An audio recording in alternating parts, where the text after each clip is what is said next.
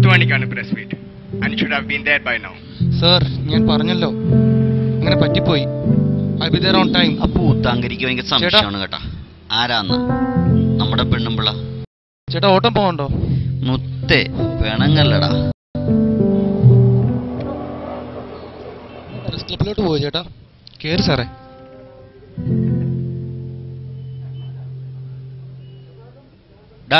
നിന്നടാ. മുത്തേ, പറഞ്ഞിട്ടില്ലേ സ്റ്റാൻഡിൽ വണ്ടി ഇട്ടിരിക്കുമ്പോ ഇടയിൽ കയറി ചേരണ്ടാന്ന് കയറുന്നു. നീ ഓട്ടം പോണൊന്ന് കാണണല്ലോ. ഹലോ ചേട്ടാ, ചേട്ടനെ ഞാൻ ആദ്യം വിളിച്ചതല്ലേ, വന്നില്ലല്ലോ. വിളിച്ചെങ്കിൽ സുല്ല്. സാറിന്റെ വണ്ടി കയറിയാ മതി. സാറെന്നാ ആ വണ്ടി കയറിക്കോ. ഇഡിയറ്റ്. പോ.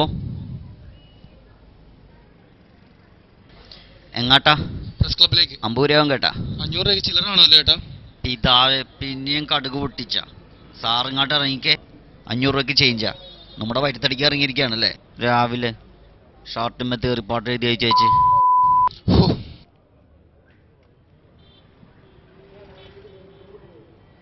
ഇത് എന്ത് കഷ്ടമാണ് ചേട്ടാ. 10 മണിക്ക് പ്രസ് ക്ലബിൽ എത്തിയില്ലെങ്കിൽ എൻ്റെ ജോലി പോകും. യെസ് സാർ, ഞാൻ ദേ എത്തി. Okay, do one thing. ഈ 500 രൂപ ചേട്ടൻ എടുത്തോ, ഇനി പോകാമല്ലോ. എനിക്കെന്താണ് 500 രൂപ?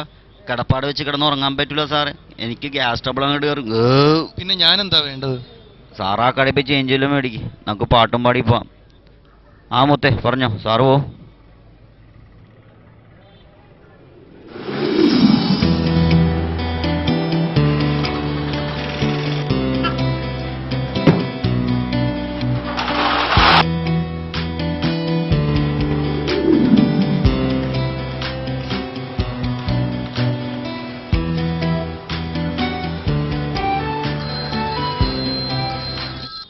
Sir.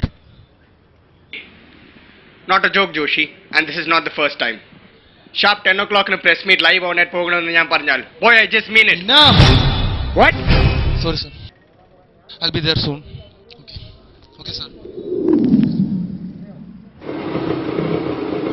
വാ സാറേ.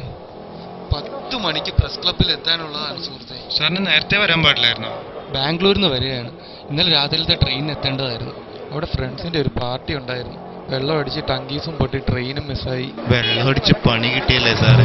പണ്ട് എനിക്കും കിട്ടിയതാ. സാറിന്റെ ട്രെയിൻ പോയി, എനിക്ക് എന്റെ കുടുംബവും.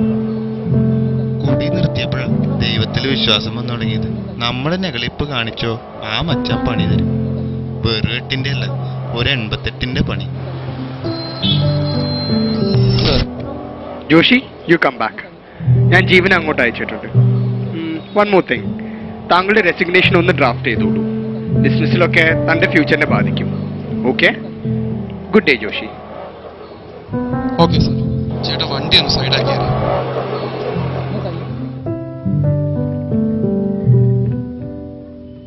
ഇനി ഈ ഓട്ടോ ഓടിയിട്ട് നമുക്ക് 2 കൂട്ടർക്കും പ്രയോജനമില്ല. സമയത്തിന് പ്രസ് ക്ലബിൽ എത്താത്തതുകൊണ്ട് എൻ്റെ പണി തെറിച്ചു.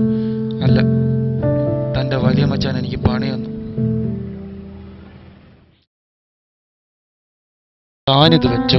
ചേഞ്ച് ഇല്ലല്ലോ സാറേ? ചേഞ്ച് എനിക്ക് വേണ്ട. ഇതുകൊണ്ട് തനിക്കെങ്കിലും പ്രയോജനം ഉണ്ടാവട്ടെ. സാറിന്റെ കയ്യിൽ കോയിൻ ഉണ്ടോ? 1ന്റെയോ 2ന്റെയോ?